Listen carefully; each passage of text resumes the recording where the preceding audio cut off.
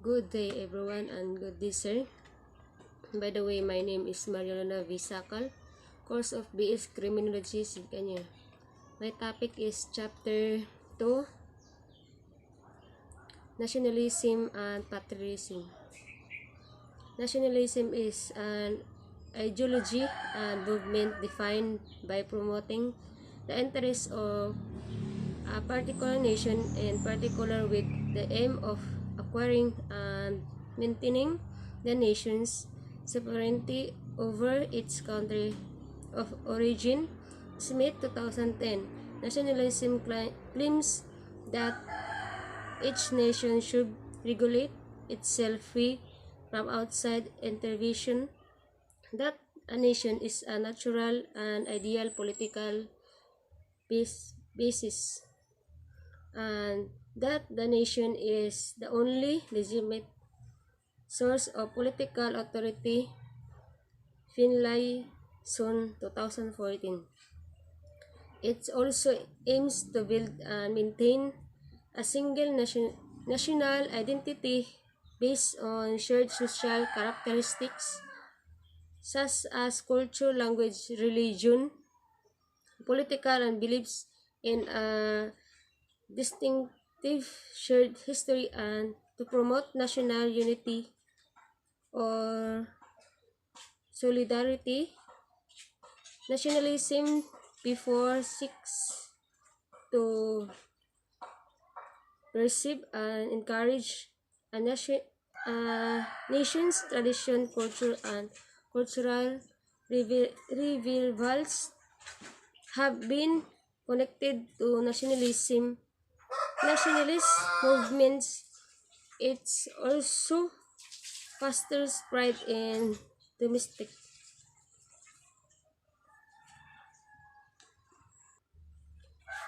accomplishment and is strongly associated with patriotism. Nationalism is often paired with other ideologies, for instance, conservationism or socialism. Finlayson 2014. Types of nationalism. Nationalism can be expressed along civil, ethnic, cultural, religious, or ideological lines. These self-definitions of countries are used to classify distinct kinds of nationalism, although these categories are not mutually exclusive, and many nationalist movements combine to differing degrees some or all of these components. Number 1, ethnic nationalism. The country is described from prior generations in terms of ethnicity and descent. It also involves the concept of shared culture among group members and generally a shared language. The nation's membership is hereditary. The state derives political legitimacy from its status as the ethnic group's homeland and from its obligation to safeguard the partially domestic group, and as a group to promote its family and social life.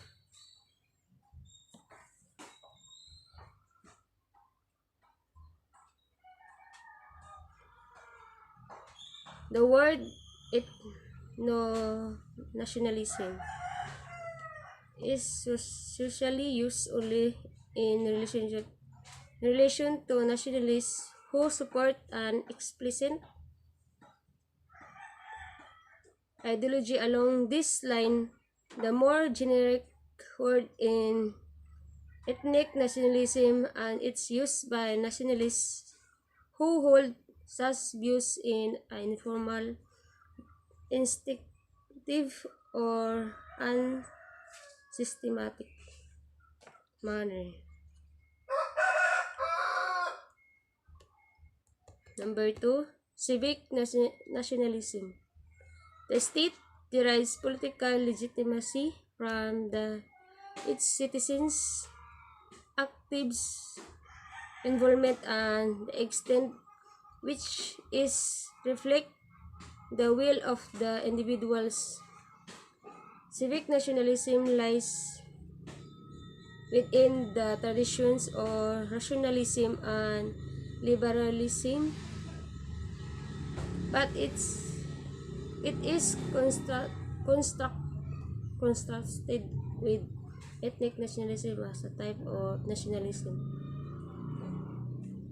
Civic nationalism membership is regarded to be voluntary.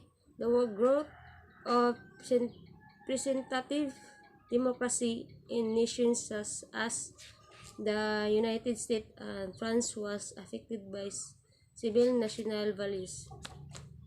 State nationalism after coupled with ethnic nationalism is a version of civic nationalism. It means that country is community of those who contribute to the state maintenance and strength, and that there is the person to contribute to the object. The country is purposed to be a community of those who contribute to the state maintenance and strength, and where the person exists expressly in the society to contribute to that object. This often result and pessimism, generally characterized by authoritarianism. Nationalism, pessimism is a political ideology. Number 3, expansionist nationalism, a radical form of imperialism that includes independent patriotic feelings with a fit in expansionism, generally through military aggression. The word was coined in the late 19th century as European powers indulged in the scramble for Africa in the name of domestic glory, but was most closely linked with militarist government in the 20th century, including fascist Italy, Nazi Germany, the Japanese Empire, and the Balkan nation of Albania, Great Albania, Bulgaria, Great Bulgaria, Croatia, Great Croatia, Hungary.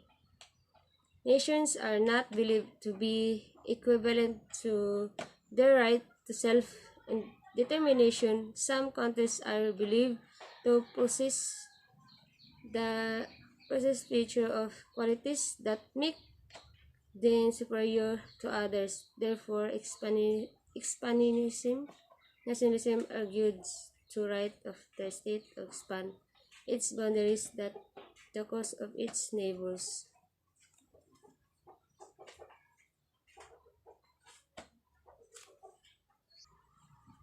Therefore, romantic nationalism. It is otherwise known of organic nationalism and identity nationalism. It's the form of ethnic nationalism in which the state derives political legitimacy as a result and expression of the nation's natural. It is based on the presence of historical ethnic culture that meets the romantic ideal. It's expressed romanticism, values and oppose the rationalism of enlightenment, a historical ethnic culture that meets the romantic ideal was emphasized by romantic nationalism. Folklore involved as romantic nationalism nation. Number 5, cultural nationalism. The country is described by shared culture, not solely civic or ethnic. Chinese nationalism is a stunt of cultural nationalism, partially due to China's many nationalism minorities membership in the national and it neither completely voluntary nor hereditary. hereditary. However, a traditional culture can be more readily integrated into the life of any particular if the person can obtain his or her abilities at an early point of his or her own lives. Conversely, 2008 culture nationalism has been defined as a variety of non-civil or ethnic nationalism since 1999. Number 6, third word, nationalism. Nationalist feelings are the outcome of opposition to colonial role of to survive and maintain a domestic identity.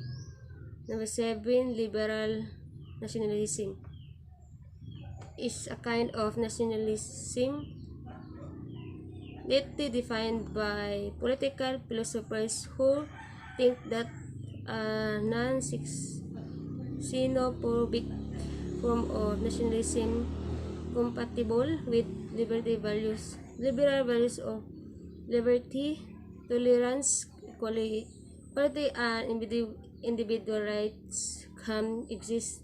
Tamer, 1993. Kimlicka, 1995. Miller, 1995. It is asserted that in order to lead meaningful, independent life, people need a national identity, and thus liberal democracy needs domestic identity to work correctly.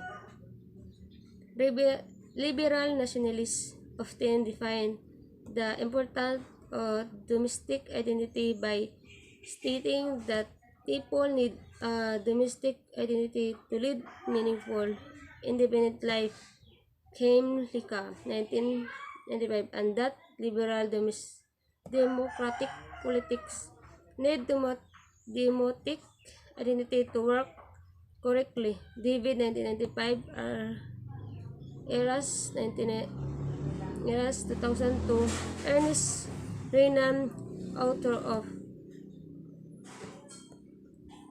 and John Stuart Mill are often thought to be early liberal nationalists. Number 8, religious nationalism.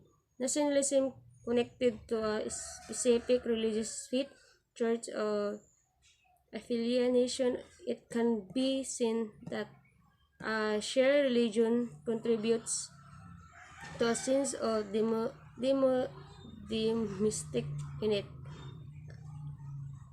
and a mutual bond between the nation people.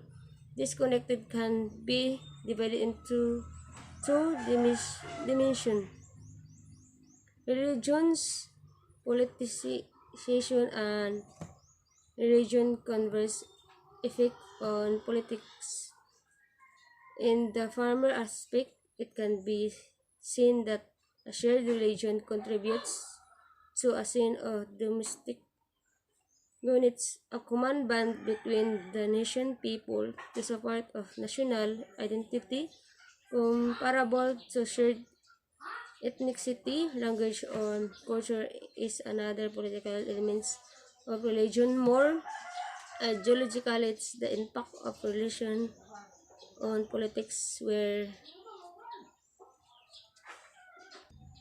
present interpretation of religious concept inspire political activism and action.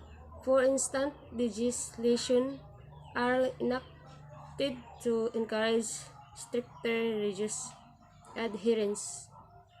Number 9, pan-nationalism. Ethnic or cultural nationalism refers to a country it that is itself a cluster of associated ethnic and cultural communities such as Turkish peoples.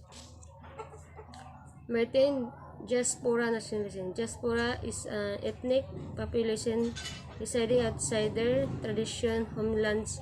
In this type of nationalism, this is a nationalist since that heirs of the United States, that Jews in the United States, elsewhere, etc.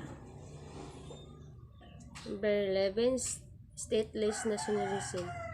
On nationalist basis that Catalans, Basques in Spain, an ethnic or cultural minority within a nation state aims independence. Number 12, national conservationism. Political terms mainly used Europe to describe a version of conservatism that focuses more on domestic interests than conservationism, while not being underlying nationalism or pursuing a far-right agenda. 13. Revolutionary nationalism. Revolutionary nationalism is an ideological theory that calls for a domestic group united by a shared sense of intent and destiny, also known as radical nationalism. It was first ascribed and strongly promulgated by Benito Mussolini to followers of revolutionary syndicalism in France and Italy at the start of 20th century. This intellectual synthesis of radical nationalism and decent society was created. Number 14, left-wing nationalism. Left-wing nationalism, also sometimes referred to as socialist nationalism, relates to many political movements combining left-wing or socialism with nationalism. Notable examples include the 26 July movement or Fidel Castro, which lances of the Cuban Revolution in 1959 to use that American-backed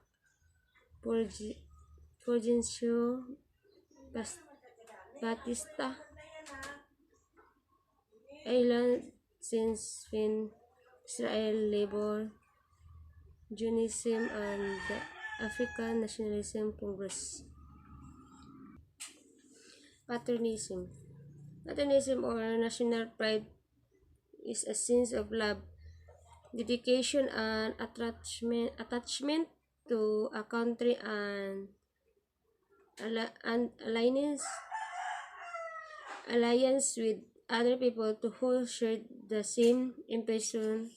This attachment can be a mixture of many distinct emotions, include ethnic, cultural, political, or historical elements related to one's own country. It is a predominant virtue linked to a nation love, with greater emphasis on values and beliefs. One who is patriotic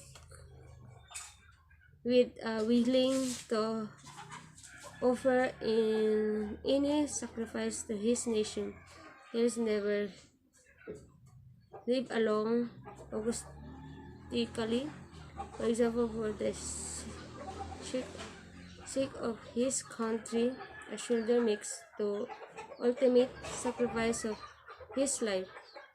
For no other reason than being a citizen of that nation.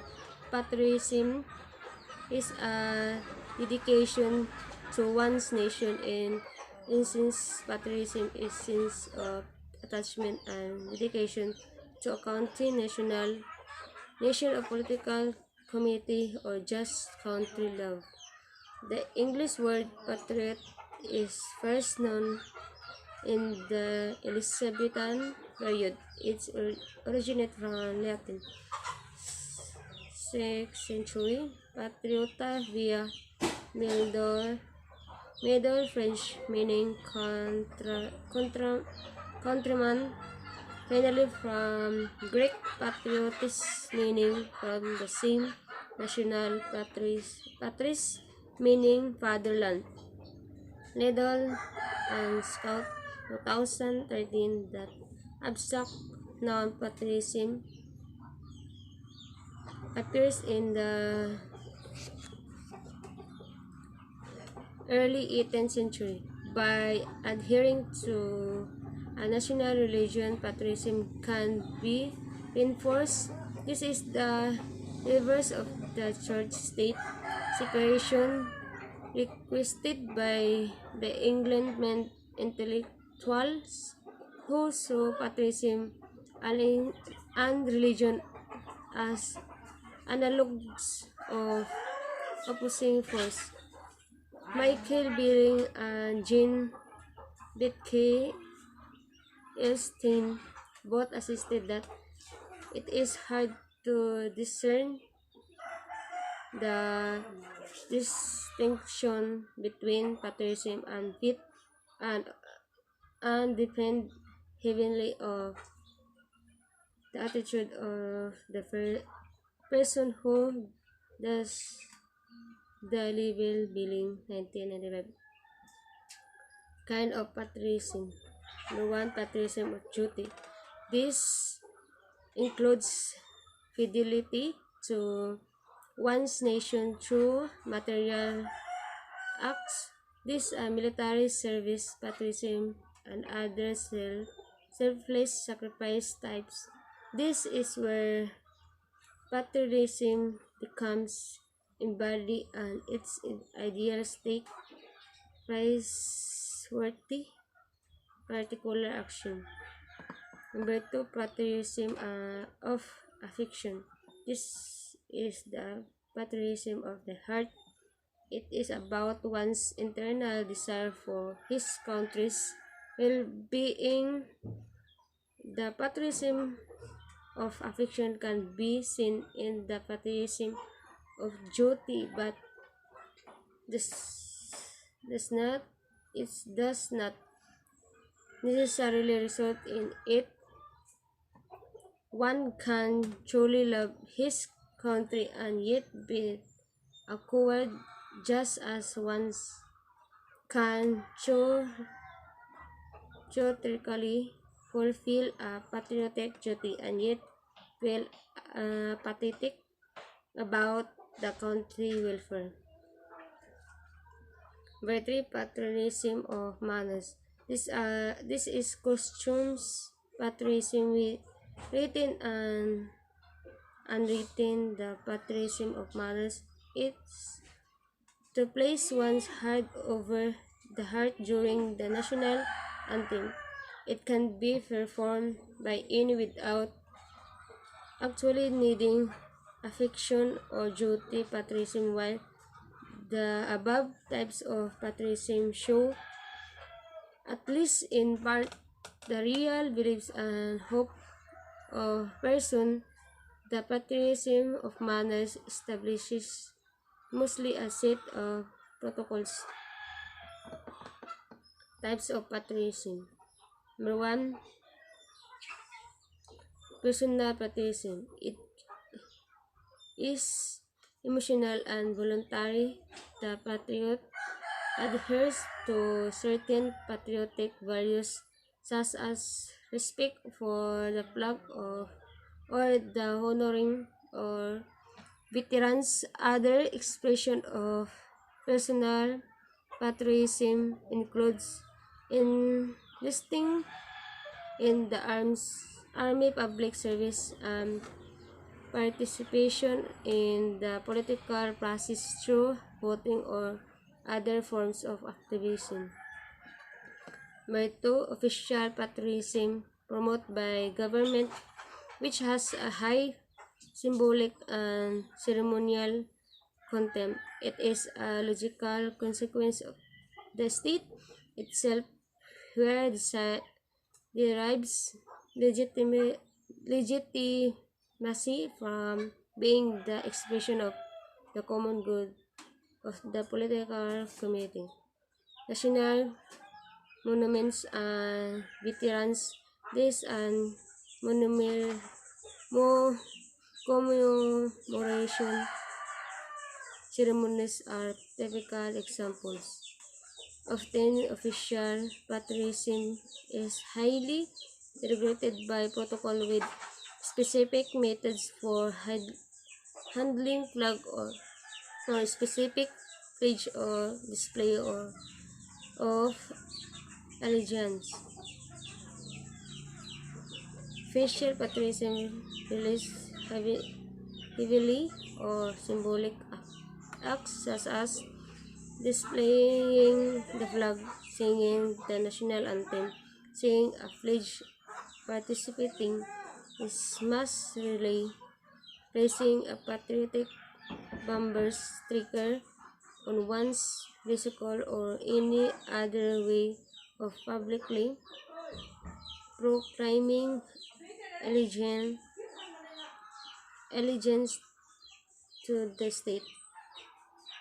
Multi-symbolic patriotism. At one time, it intended to raise morally in turn contributing to the war effect. Peacetime. Number 4, peacetime patriotism cannot be easily linked to a measurable gain for the state, but the patriot does not see it as inferior.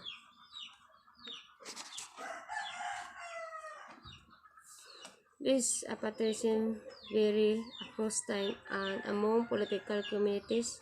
Typical patriotic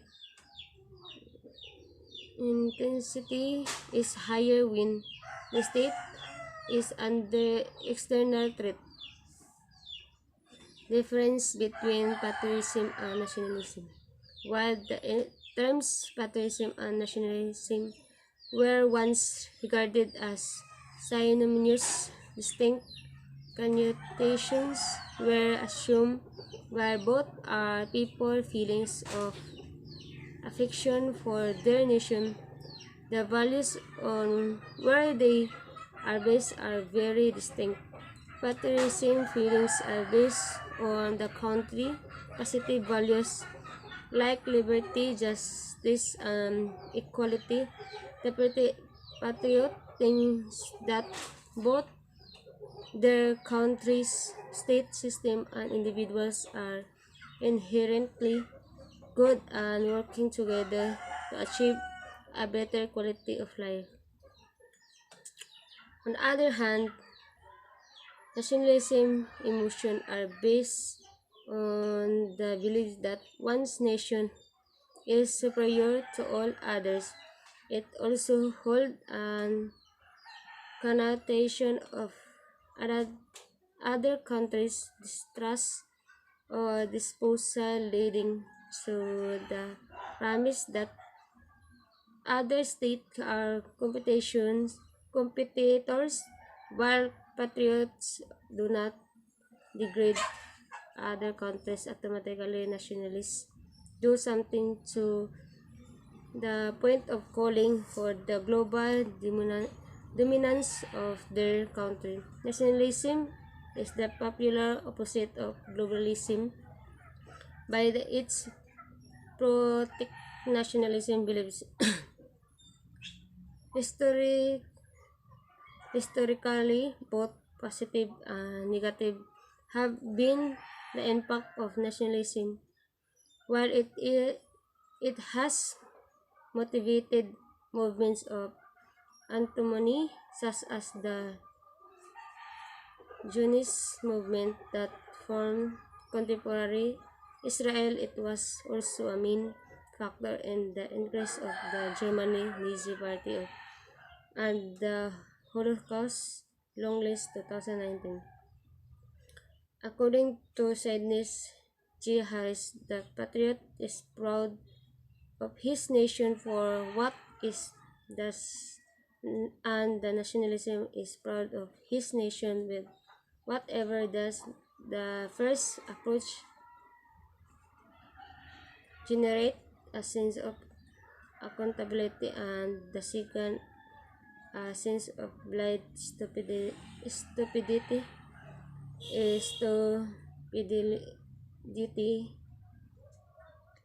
leading to war.